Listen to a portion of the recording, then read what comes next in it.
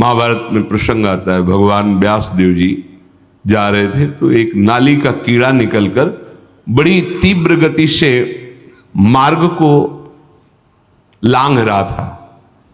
वह भाई इतनी रफ्तार से आप जा रहे हो, क्यों, क्या पीड़ा है तुम्हें? वो बोले उस साइड की नाली में मुझे जाना है और भयभीत हूं। क्यों भयभीत? तुम्हें गाड़ी की आवाज नहीं सुनाई दे रही? बैलगाड़ी आ रही, वो हमारे ऊपर चढ़ेगी तो मैं मर जाऊंगा। भगवान व्यासदेव जी सर्व भाषाओं का ज्ञान रखने वाले, उन्होंने कहा तुम्हें इस कीड़े शरीर से इतना प्यार है? अरे ये शरीर नष्ट होगा तो दूसरा शरीर मिल जाएगा।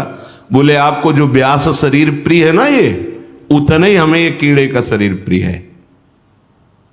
भगवान व्यासदेव जी ने कहा बड़ी भगवान की विचित्र माया है, अब हम तुम्हारा परम कल्याण करेंगे। तुम एक बार मेरे कहने से रुक जाओ, अभी शरीर छूटेगा और तुम सुख को प्राप्त होगे, तुम्हें दुख नहीं मिलेगा शरीर छूटने के समय।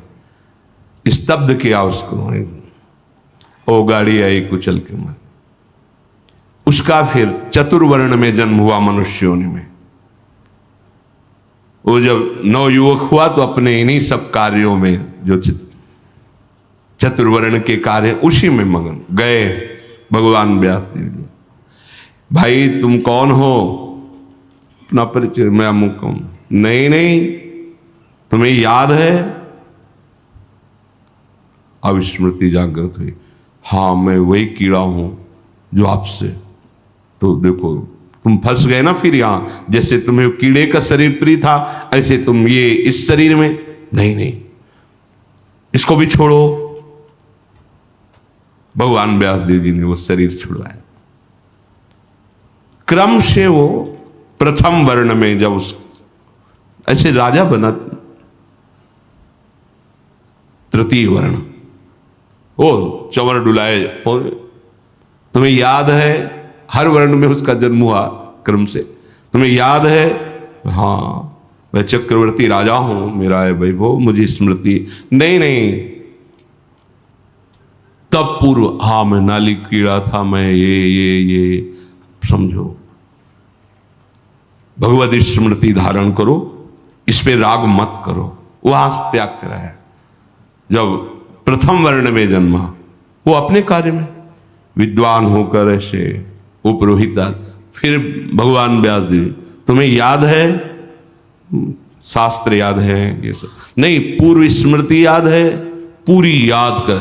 हाँ भगवान, अब एकांत वन सेवन कर और मैं जो ब्रह्म विद्या का उपदेश कर रहा हूं उसको धारण कर, तो परम पद को प्राप्त होगा।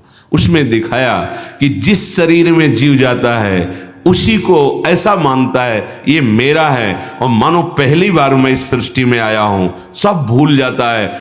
कभी तो इतनी गरीबी देखी है, कभी किसी योनि में ये देखा कि राजा बन गया, छत्र चवर बड़ा वैभव, लेकिन उधर गरीबी में भूख से व्याकुल होकर भगवत स्मृति रहित जीवन गया। कभी इतना वैभव कि उसके अभिमान में प्रभु को भूलकर भटकता रहा। ये ऐसी माया है कि जो जहां है उसी में आसक्त है, और जो उसके सामने परिवार भोग उसी में आसक्त होकर उसी का चिंतन करके, ये बहुत काल से चल रहा है।